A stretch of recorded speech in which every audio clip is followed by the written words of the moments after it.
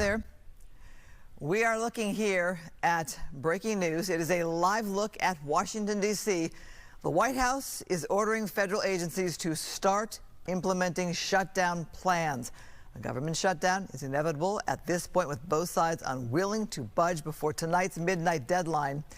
Republicans want to pass a 7-week extension that keeps the government running at current levels. Democrats are holding out for health care subsidies set to expire at the end of this year. How will this affect you? Could lead to longer lines at the airport. TSA agents and air traffic controllers, they must still work without pay, risking increased absences and flight delays. National parks and museums, they're going to close. President Trump is also talking about permanent layoffs for federal workers. Social Security, Medicaid, and Medicare, that will continue, but there could be some delay in services. The mail will also continue to be delivered.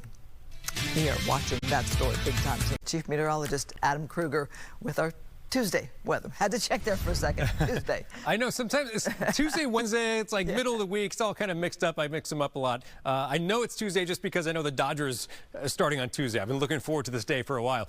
We've got this big kind of trough of low pressure across the West Coast right now, which is why our temperatures are a little cooler than normal and will likely stay cooler than normal through the week. Closer to the low, there's some rain up in Northern California, Oregon, Washington. That rain staying north of us for now. We are going to see this low get close to us by the end of the week. This is something we talked about yesterday, that this low right here on Friday may produce a few showers, but now it actually looks like it's shifted slightly north, which means the rain chance is even lower. It was already a pretty low chance, but now maybe at best in our far northern areas we get just a brief, really spotty shower Friday. That's really the only kind of thing of substance in our forecast. Otherwise, it's just more of the same for the next several days, which is pretty nice weather overall.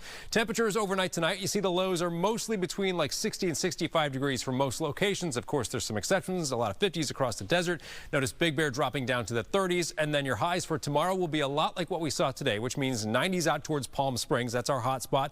Mountains will be cool. We'll come into closer to LA, Orange County. It's just a lot of 70s on the map, and then you've got some 80s out towards the Inland Empire and up into the San Fernando and San Gabriel valleys. Might get around 80 degrees or some low 80s there, but that's cooler than normal for this time of year. And the cooler than normal trend will last for a while. For LA and Inland Orange County, the average high this time of year is considered to be 81 degrees. So every single day here is cooler than normal, with little tiny fluctuations day to day, but overall just like mid and upper 70s will be common for highs. For the coast, it's going to be more like low 70s for the rest of this week and into the upcoming weekend. For the valleys in the Inland Empire, around 80 like we showed you tomorrow. Some spots could be a little bit warmer, though. We go up a few degrees Thursday, down a little Friday, back up towards the mid 80s this upcoming weekend. So warm but not hot for the weekend ahead. Mountains, we've got 60s, and the deserts, the high desert there, we've got 80s and then maybe 70s by Friday.